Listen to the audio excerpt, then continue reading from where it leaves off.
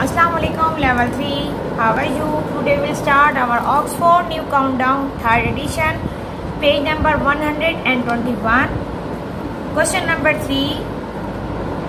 Select the correct answer from the given option.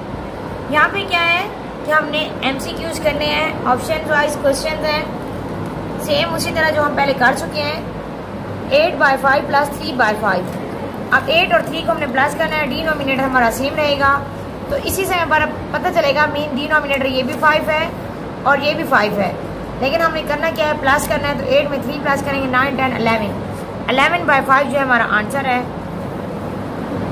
अब next है, हमें शेप्स दी हुई हैं, शेप्स को हमने ऐड करना है. तो हमने पहले काउंट करना है 1 2 3 4 5 6 7 8. तो हमारा 8, अब देखें दो पड़े हैं हमारे, डिनोमिनेटर 8 ये भी है और ये भी है. लेकिन हमने अब क्या करना है, कलर्स जो हैं, जो शेडेड पार्ट है उनको काउंट करना है. 1 2 3 4 5 6. अब इसका भी 8 पार्ट्स हैं, इसके भी 8 पार्ट्स हैं. तो हमने क्या करना है, जो शेडेड पार्ट है वो काउंट करेंगे. 1 2 3 4 5 6. 6/8 तो ये है, इसको आप सर्कल करें. नेक्स्ट क्या है, 12/7 माइनस 3/7.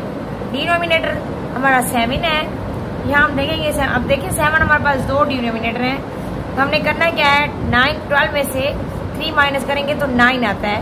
9/7 ये हमारा आंसर है. फिल करें बबल्स को. नेक्स्ट पेज नंबर 122 ओपन करें, पार्ट डी. यहाँ पे हम वो कह रहे हैं कि द सम ऑफ 2/5 एंड 4/5.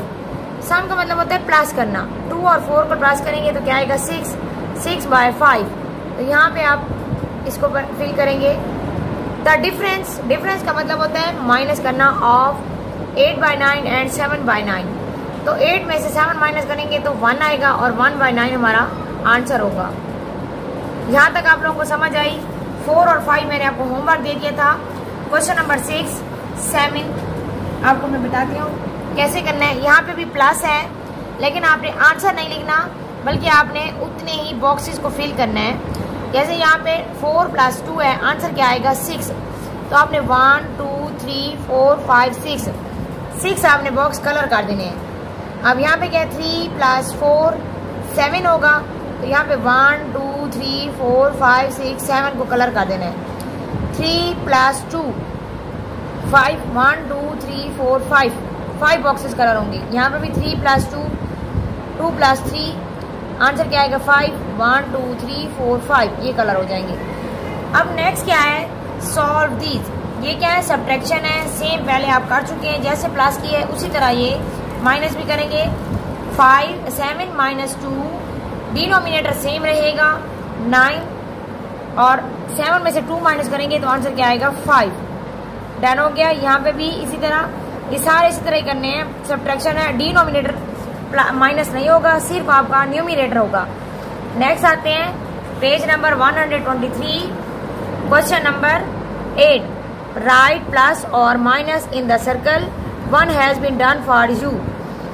आपने क्या करना है कि यहाँ सर्कल में हमें दिया गया कि हमने क्या किया इसको.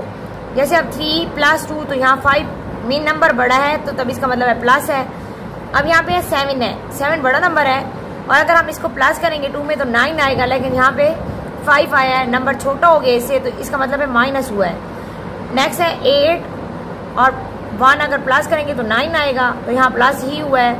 अगर आपने ये याद रखना है कि अगर हमारे आंसर में यहाँ इक्वल के बाद आंसर में न्यूमिनेटर लेस हो रहा है तो इसका मतलब है माइनस हुआ है.